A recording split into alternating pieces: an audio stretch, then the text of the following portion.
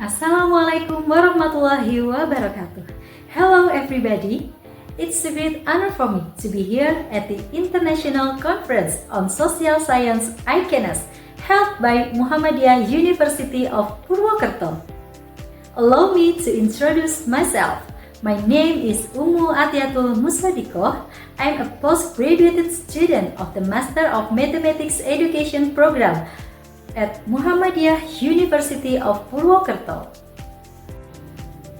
Today, I'd like to present the finding of my study entitled Mathematical Problem-Solving Skill Profile based on Mathematical Proficiency Level. This research focuses on analyzing student mathematical problem-solving abilities at the different proficiency level, high, medium, and low. It using Polya's 4-stage problem-solving framework. I'm honored to be able to present my research at this event, and I hope that what I share today will contribute to meaningful discussions about mathematics education. In this presentation, I will focus on a study about student mathematical problem-solving skill based on their proficiency level. Let me begin by explaining the background of this research.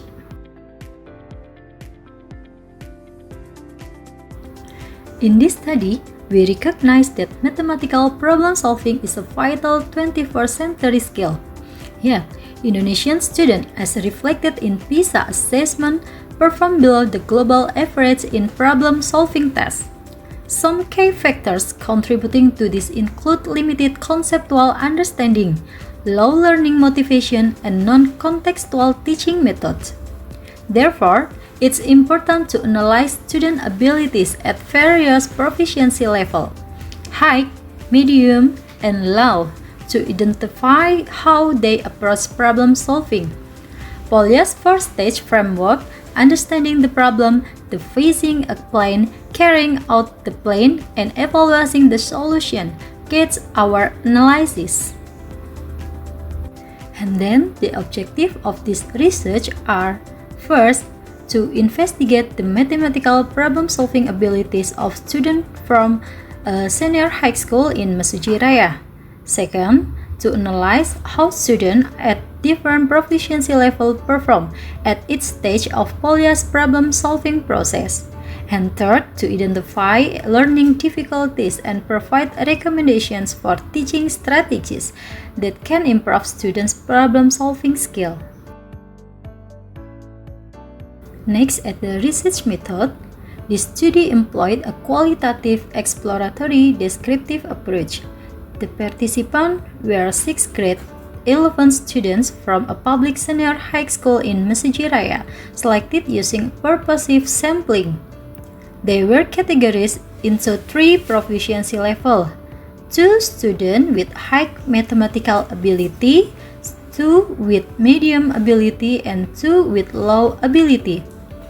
The instrument include problem-solving tests developed based on Polya 4-step semi-structured interviews to explore student thought process and observation to capture student behavior and verbal response. And then, data collection and analysis. Data were collected through written tests, interviews, and classroom observation. The data analysis involved reduction, categorization, interpretation, and drawing conclusions. Thematic analysis was used to identify pattern and difference in student problem-solving approaches across proficiency level.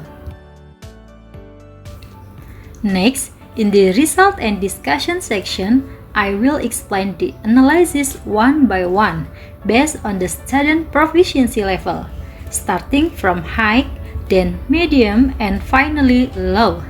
Let's begin with the student at the high proficiency level. For high proficiency students, they demonstrate a strong understanding of problem context and concept. They applied appropriate strategies, justified their steps, used visual representation, and reflected on their solutions. Interviews showed their metacognitive awareness.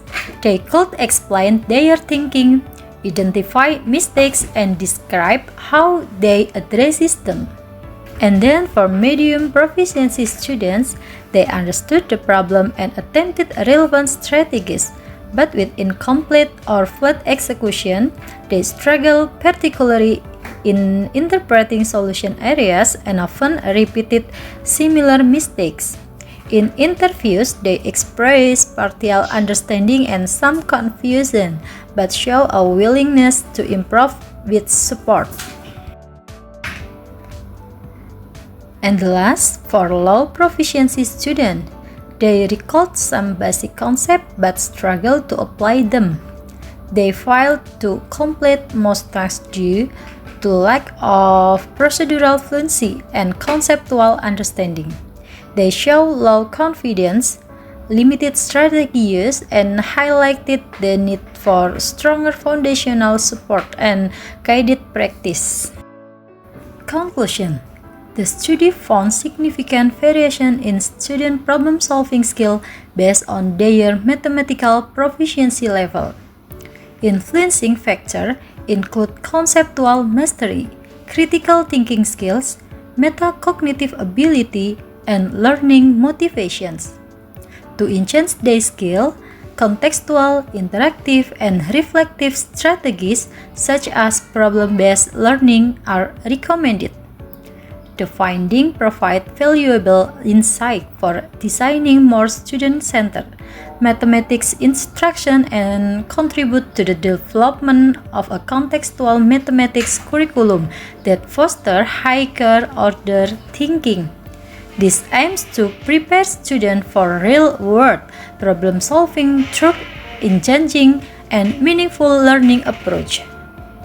And the final part of this video presentation, I will deliver the conclusion and closing remarks.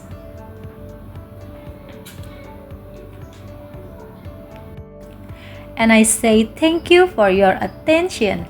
I hope this presentation has provided useful insight, and I welcome any question or feedback. I look forward to further discussion that can enrich our shared effort to improve mathematics education. Thank you. Wassalamualaikum warahmatullahi wabarakatuh.